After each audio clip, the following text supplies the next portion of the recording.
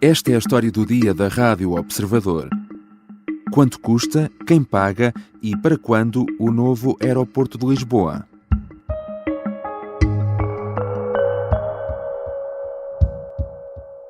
Em primeiro lugar, aprovar o desenvolvimento do novo aeroporto de Lisboa com vista à substituição integral do aeroporto Humberto Delgado no campo de tiro de Alcochete e atribuir-lhe a denominação de Aeroporto Luís de Camões. O processo já se arrasta há mais de 50 anos e por isso há uma pergunta que todos fazem quando é anunciada uma nova decisão. Será que é desta? O Governo anunciou a construção do novo aeroporto no campo de tiro de Alcochete e desta vez as circunstâncias políticas da decisão indicam que finalmente deverá ser definitivo. O Primeiro-Ministro anunciou também que avança a terceira travessia do Tejo e a ligação de alta velocidade entre Lisboa e Madrid. Quanto tempo vai demorar a construir o aeroporto e como vai ser pago? E o que vai acontecer ao atual aeroporto da Portela? São questões para a conversa com Ana Suspiro, jornalista da secção de Economia do Observador. Eu sou o João Santos Duarte e esta é a história do dia de quarta-feira, 15 de maio. Olá Ana, bem-vinda. Olá João. Ana, esta é uma história já com muitos capítulos, de resto já estivemos aqui noutras histórias do dia a falar sobre o aeroporto, nomeadamente quando foi apresentada a recomendação da Comissão Técnica Independente. Agora o Governo anuncia a construção do novo aeroporto no campo de tiro de Alcochete. Ou seja, temos finalmente aqui uma decisão política, não é a primeira vez que são anunciadas localizações para o novo aeroporto. O que é que torna esta decisão diferente que nos garanta que agora é que é? Bom, temos duas diferenças em relação ao passado recente. Uma é que foi feita uma avaliação ambiental estratégica feita por uma comissão técnica independente com especialistas de várias áreas que estudou não apenas uma ou duas, como no passado já tinha acontecido, não é? Estudar o OTA, o campo de tiro de Alcochete, neste caso, estudou todas as soluções aparentemente possíveis e execuíveis para o novo aeroporto e chegou a esta conclusão. A segunda diferença é o acordo, enfim, o consenso, ou pelo menos um entendimento entre os dois maiores partidos que estão no poder, de uma forma mais ou menos que se vão revezando no poder, não é? Esta solução foi encontrada com o governo de António Costa, já na altura com um acordo sobre o procedimento a adotar para escolher a solução do novo aeroporto com o então líder da oposição, Luís Montenegro, e agora que Luís Montenegro é primeiro-ministro, tomou a decisão tendo em conta as recomendações desta comissão técnica. Portanto, há aqui um consenso político muito raro em grandes obras de infraestruturas. E havendo esse acordo, era natural ou previsível que esta recomendação fosse, enfim, a solução que acabasse por ser escolhida, não é? Portanto, sendo previsível também, quais são as vantagens que levaram à escolha do campo de tiro de Alcochete? Olha, ela era mais ou menos previsível, porque numa fase inicial, e ainda quando o PSD estava na oposição, e pela voz do agora Ministro das Infraestruturas, Miguel Pinteluz, que era já, enfim, uma pessoa muito importante no partido, eles levantaram algumas dúvidas relativamente à Comissão Técnica Independente, à de forma a criar ainda mais um grupo de trabalho. Anunciaram a criação de um grupo de trabalho dentro do partido para analisar aqueles pressupostos, portanto não era totalmente garantido. O que acontece é que quando chegam ao governo e olham de facto com mais atenção para o relatório e certamente têm os seus contactos, falam com as pessoas, falam com os técnicos, falam com as empresas, e de facto era muito difícil decidir outra coisa que não fosse em linha com este relatório, porque ele, tendo algumas fragilidades, e o Ministro das Infraestruturas apontou algumas delas, coisas em que não acredita, ele está profundamente sustentado, inclusive até um dos membros da Comissão Técnica é atualmente Ministro da Educação no atual Governo, que é Fernando Alexandre, foi responsável, portanto, pela pasta dos estudos económicos e financeiros, e de facto foi ouvida muita gente. Foi um processo inédito em Portugal. Seria muito, muito difícil decidir de outra forma, além de que se decidisse de outra forma, o PS não ia apoiar. E recordando também, e isso está enfim nas conclusões do relatório, quais são as vantagens então de Alcochete que levaram a esta escolha? Olha, aqui nós podemos se calhar centrar-nos um bocadinho porque é que o Campo de Tiro de Alcochete foi escolhido em relação à outra em comparação, não é? Sim. Que a Comissão Técnica recomendava, que era vendas novas, não é? Portanto, havia essas duas recomendações.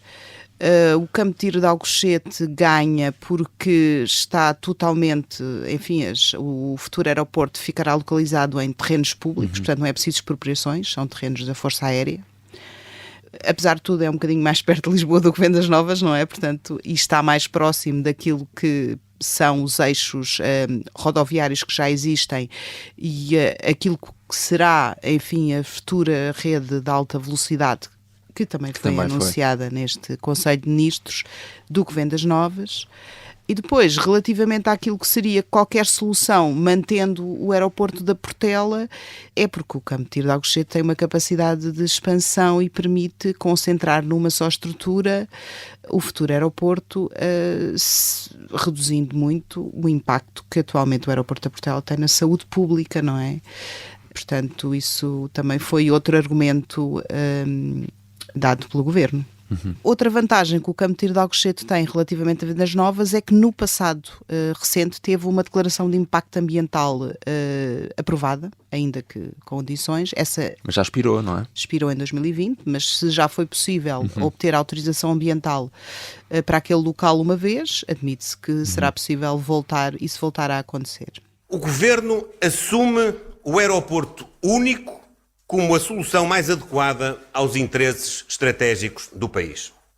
Alcochete, em particular, garante margem de expansão física. Mas há aqui também uma questão interessante e que coloca aqui em jogo, enfim, a empresa que tem a concessão dos aeroportos, a ANA, que é detida pela Vinci, que é Alcochete não era necessariamente a solução mais rentável. Não, na perspectiva do promotor, não é? Não, claro que não. Então, construir um aeroporto novo é muito mais caro do que desenvolver um aeroporto complementar no Montijo e fazer uns remendos, digamos assim, na Portela, que era um bocado essa proposta que a ANA fez e que foi aceita, não é? Pelo governo de António Costa e que foi... Chegou a haver uma decisão política com uma resolução do Conselho de Ministros igual a esta, e uma declaração de impacto ambiental também. Só que havia na altura uma lei que não permitiu que o projeto avançasse porque as câmaras tinham que dar o seu parecer e houve câmaras que se recusaram a dar o seu parecer. Mas a ANA lutou e, enfim, daquilo que tem sido a intervenção pública dos seus responsáveis, que ultimamente têm estado bastante calados, tem, já depois da Comissão Técnica ter anunciado as suas recomendações relativamente ao Campo de Tiro de Alcochete, a Vinci veio criticar, apontar falhas, por exemplo, disse uma coisa que uma crítica que o Governo agora repetiu também, é que os custos que eram avançados estavam subvalorizados, ou seja, o investimento ia ser muito maior. E a Vinci coloca aqui em cima da mesa, ou colocou nas suas intervenções públicas em cima da mesa, se isto vai ser assim tão caro, se calhar nós não vamos pagar tudo, não, enquanto eles ofereciam-se para fazer o Montijo de graça, ou seja, sem o Estado financiar, até porque eles ganham muito dinheiro com a concessão, o Campo de Tiro de Alcochete eles não se vão oferecer para fazer de graça, seguramente. Mas assim sendo, sabe-se que contrapartidas é que vão ser dadas à Vinci para a construção do novo aeroporto agora em Alcochete, não? Não. Neste momento o Governo vai dar início ao processo negocial. As duas coisas que nós sabemos que o Governo não quer, e disse-o publicamente esta terça-feira, não quer que haja financiamento público, ou pelo menos diretamente do Orçamento de Estado que tenha que ajudar ou contribuir para o investimento no novo aeroporto.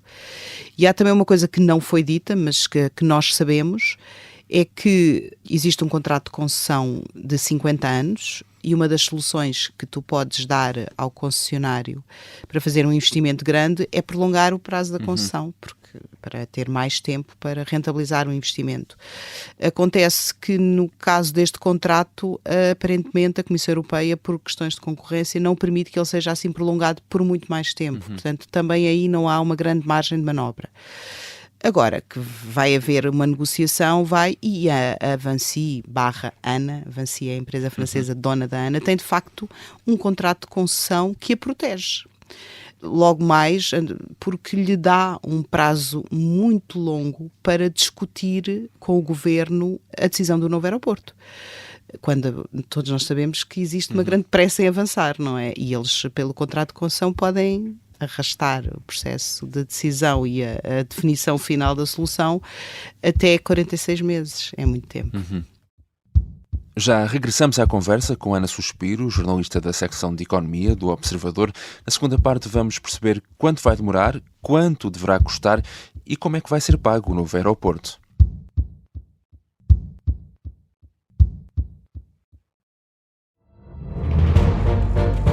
Esta é a história do padre obcecado com a infiltração do comunismo na Igreja que tentou matar o Papa em Fátima. Que raio de coincidência, no dia 13 de maio. E, a partir desse momento, o Papa Wojtyła nunca mais deixa de olhar para Fátima. Episódio 1. O Anticristo, em Fátima. Matar o Papa é uma série para ouvir em 6 episódios e faz parte dos Podcast Plus do Observador. Um novo episódio a cada terça-feira. Os assinantes do Observador têm acesso antecipado a todos os episódios desta série, já disponíveis em observador.pt. Os Podcast Plus do Observador têm o apoio da Kia. Estamos de regresso à conversa com Ana Suspiro. Ana, como é que vai ser este novo aeroporto? Quantas pistas vai ter? Características terá? Vai ser muito diferente do atual. O novo aeroporto está mais ou menos, quer dizer, quem vai desenvolver o plano, digamos assim, é a ANA, é a concessionária, mas sabe-se que ele é suposto arrancar com 2 pistas, não é? Portanto, poderá eventualmente até começar logo com uma pista, desde que tenha um terminal de passageiros e funcionar ali durante algum tempo, numa fase de transição, digamos assim, em complementaridade com a Portela. Isso ainda não está definido como é que é a transição, mas será um grande aeroporto que pode ir até 4 pistas, pode receber até 100 milhões de passageiros por ano, que é tipo o triplo do número de passageiros que atualmente temos. No aeroporto Humberto Delgado e pronto, e depois cria-se aqui esta ideia da cidade aeroportuária, que é a criação de um conjunto de serviços de apoio ao aeroporto e que podem, obviamente, alavancar em termos económicos.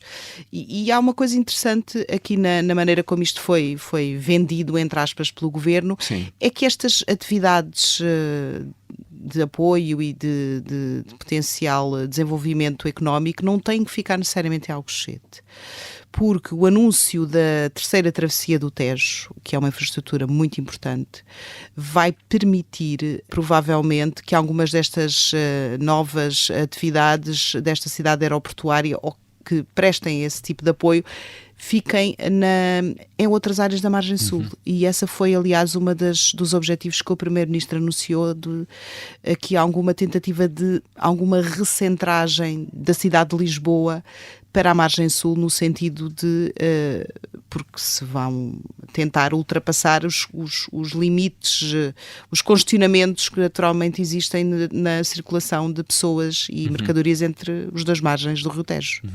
E qual é o calendário deste projeto? Enfim, quanto tempo é que tudo isto poderá demorar? Bom, mais uma vez, mais do que estava previsto pela Comissão Técnica Independente, já vimos aquele prazo dos 3 a 4 anos que a ANA pode demorar para negociar este... Só para negociar. Não é? Exatamente, que o governo obviamente não quer que seja tanto tempo, mas o atual governo aposta em pelo menos 10 anos. E isto tem por base esses prazos que referimos, as necessidades de avaliação de impacto ambiental e de elaboração dos projetos.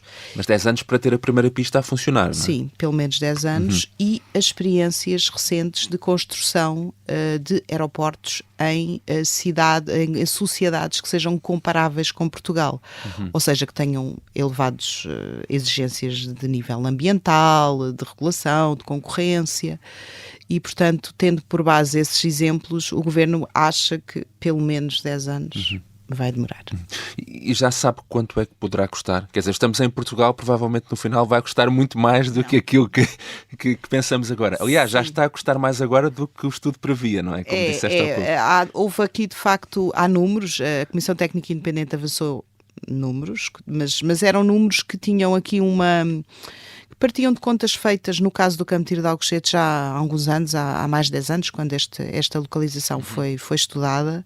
Depois houve aqui uma atualização dos valores em função da inflação destes últimos mais de 10 anos, mas aqui parece que de facto os custos subiram mais do que a inflação, matérias-primas, as cadeias de abastecimento, e portanto a expectativa do Governo é que seja mais dos que os 6,1 mil milhões de euros que surgem no relatório final para 2 pistas no aeroporto do Campo de Tiro de Alcochete, e poderá ser qualquer coisa, sei lá, até 10 mil milhões, enfim, isso é de facto um número que a ANA vai ter que dizer. E quem é que paga isto? É a empresa? É o Estado? Como é que é feito esse... Isso vai depender da negociação, não é? O Estado quer que seja a empresa. Pois, o Estado quer que seja a empresa quer que o Estado dê alguma... Sim. Dê alguma... Enfim, algum contributo, sendo que há aqui outras coisas de que não falámos, que é a questão também dos acessos e qualquer investimento público a acontecer no âmbito do aeroporto será muito provavelmente nas infraestruturas de acesso, que seja da parte ferroviária, não é? Seja da parte rodoviária, sabemos por acaso que está previsto no contrato de concessão da Brisa a ligação rodoviária ao novo aeroporto. Na parte ferroviária, de facto, a terceira travessia do Tejo poderá ter investimento público, ainda que, e isso foi sinalizado, haja aqui uma intenção de estudar a possibilidade de usar as portagens das 2 pontes sobre o Tejo, o contrato de concessão destas pontes termina em 2030, usar essas portagens para financiar a nova ponte. Que foi isso que foi feito com a ponte Vasco da Gama. Foi paga com as portagens da ponte 25 de Abril. Mandatar a Infraestruturas de Portugal S.A. para concluir os estudos necessários para a construção da terceira travessia do Tejo e da ligação ferroviária de alta velocidade de Lisboa até Madrid. Para além da questão da terceira travessia do Tejo, o outro ponto do anúncio agora do Governo foi a questão da ligação Lisboa-Madrid, não é? A linha de alta velocidade de Lisboa-Madrid. Exatamente. Sim. É um projeto que já esteve em cima da mesa, chegou até a haver concursos, houve concursos lançados durante o último governo de José Sócrates, que depois não avançaram, porque o Tribunal de Contas não deu autorização. Isto foi na altura da crise financeira. E depois, quando o governo socialista volta à alta velocidade ferroviária, dá prioridade ao corredor Lisboa-Porto, não é? Que é aquele que tem maior número de passageiros e que interessa mais do ponto de vista nacional. E a ligação para Madrid ficou um bocadinho para segundo plano, ainda que exista, e o Ministro Pinto Luz lembrou isso, um projeto que está a ser construído de uma nova ligação à Espanha, que inicialmente pensada para mercadorias, mas que tem um troço preparado para alta velocidade entre Évora e a fronteira de Espanha. E basicamente o que o Governo pretende é aproveitar que Espanha também está a melhorar a ligação do outro lado até Madrid, que Portugal faça um pouco mais do que aquilo que estava inicialmente previsto, não é? Que faça a terceira travessia do Tejo, que tem, enfim, não serve só para a alta velocidade entrar em Lisboa, tem outras funcionalidades, e que construa a parte da linha que não está prevista, que é mais ou menos entre, digamos assim, a saída da terceira travessia para o sul e Évora. Portanto, isso de facto foi anunciado como uma linha que vai avançar, até porque também existe um grande interesse da União Europeia nesta ligação. Determinar o desenvolvimento de um plano de obras no aeroporto Humberto Delgado, que dê cumprimento aos investimentos adiados para a qualificação dos serviços já prestados. No meio de tudo isto, Ana, o que é que vai acontecer com o aeroporto da Portela? Também vai sofrer algumas alterações, não é? Bom, o aeroporto da Portela vai ter obras maiores do que aquelas que inicialmente estavam previstas. Ou seja, o que é que se pretende? Uma vez que pelas contas do governo, o campo de tiro de Alcochete vai demorar mais tempo a ser construído do que inicialmente se pensava, a Portela tem que ter um reforço adicional para poder aguentar, responder ao aumento de tráfego.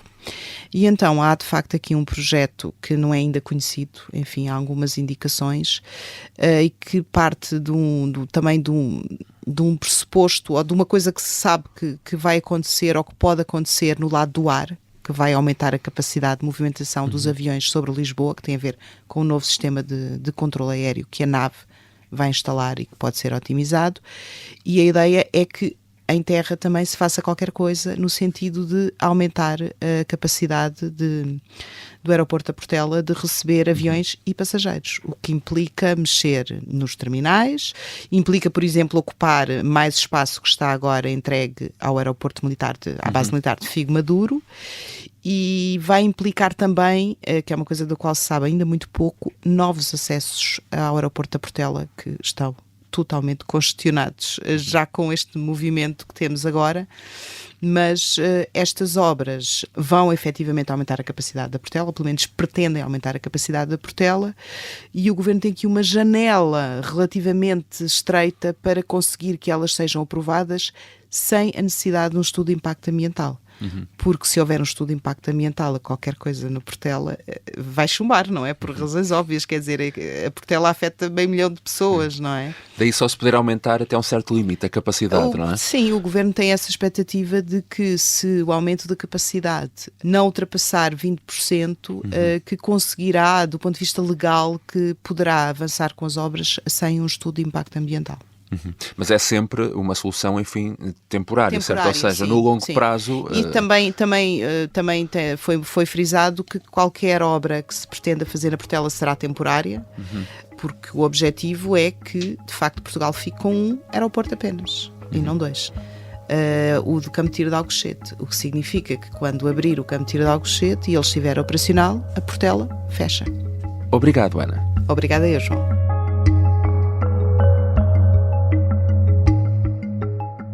Ana Suspiro é jornalista da secção de Economia do Observador. Esta foi a história do dia. A sonoplastia é da Beatriz Martel Garcia. A música do genérico do João Ribeiro. Eu sou o João Santos Duarte. Até amanhã.